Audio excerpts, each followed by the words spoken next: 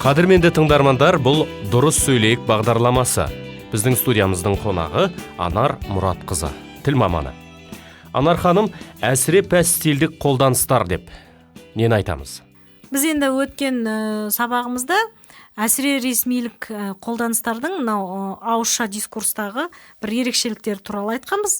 Бүгін енді әсіре-пәс стильдік қолданыс, пәс дегенді көріп тұрсыздар, неғұрлым төмен деген сөз, сөйлеу тілінің өзінің бір жанрлары көп қой, енді соның ең бір төмен түріне осы пәс стильдік қолданыстар, пәс қолданыстар жатады.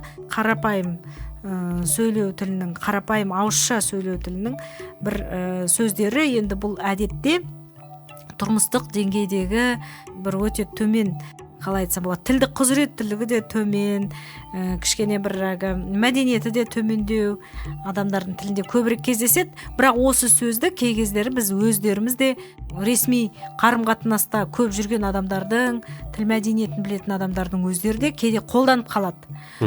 Ондай кезде олардың қолдануының бір себебі болады. Ол бір тыңдап тұрған адамын әдейі ренжіту үшін айтуы мүмкін. Пәс деген енді төмен сөздер, мысалы боғауыз емес, бірақ боғауызға жақындау жаман сөздер ғой. Міне осындай сөздердің біз өте сақ болуымыз керек. Мысалы енді оған ондай сөздерге қазір тіпті айтуға енді оларды, бірақ Абай атамыз да кезінде жазып кетті ғой. Иә, сондай сөздер, мысалы арты, адамның арты деген сөздер, немесе бір сөзге қатысты синонимдік қатар болады да, соның ішіндегі жағымсыз экспрессия, жағымсыз бояу көп сөздер болады. Мысалы күлу деген бар, күлу деген бар. Сосын кейін сол күлуді енді қарқылдау десе де болады, ыржаңдау деген де баршы. Сонда енді сол күлуді жырбию десе өте жаман естіледі. Жырбиып, мынау отырған отырсын қараш деген сияқты, енді осындай ырбиып деп жатады. Ырбию, жырбию, сосын осындай қолданыстар. Енді ол мен аса бір мәдениетті сөздерін айттым. Осыған өте сақ болу керек. Тіл үйренушілер енді ондай сөздерді біле қоймас. Дегенмен тілді білетін адамдар осындай сөздерді қолданбаған абзал. Енді біздің кейбір жазушыларымыздың тілінде болады. Бір жағымсыз оқиғаны сипаттағанда осындай сөздерді қолданады. Өйткені сол жердегі сахна сұранып тұрады. Сұранып тұрады соған, дөрекі осындай сөздерді әсіресе.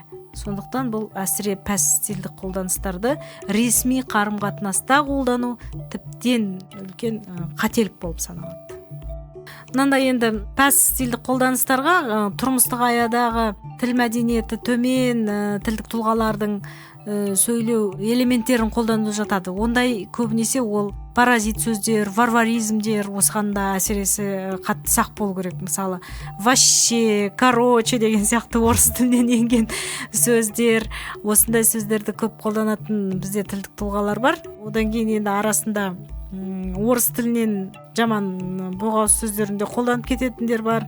Міне осындай нәрселерді біз осындай әсіре пәс стильдік қолданыстың элементтеріне жатқызамыз. Әсіресе мынау қазіргі жастардың тілінде шет тілінен енген сөздерді өзінше бұрмалап жаргон жасап алғандар бар.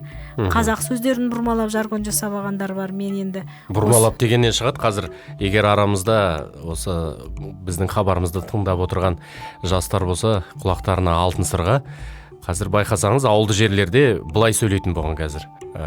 Сөйтіп жатсың, бүйтіп жатсың, өзінің атынан емес, басқа біреудің атынан неғып жатқан сияқты. Сөйткенсің ғой, бүйткенсің ғой дейді. Осындай да элементтер болады. Бұл ауызша сөздікі, бірақ бұлар енді тым пәс элементке жатпайды. Мысалы, мынандай сөздер, жаргон қазір. Ат болдық біз. Кеше біз ат болдық дейді. Бұл деген сөз кеше өлгенше мас болдық дегенді білдіреді. Одан кейін жынды деген сөзді айтады. Мынау сөмкең әдемі екен демейді, мына сөмкең жынды екен дейді.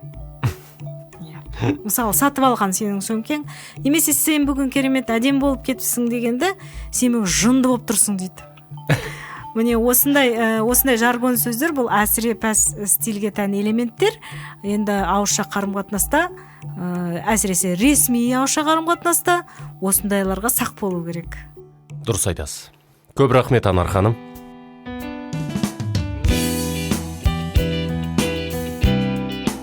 Вики білім қоғамдық қоры.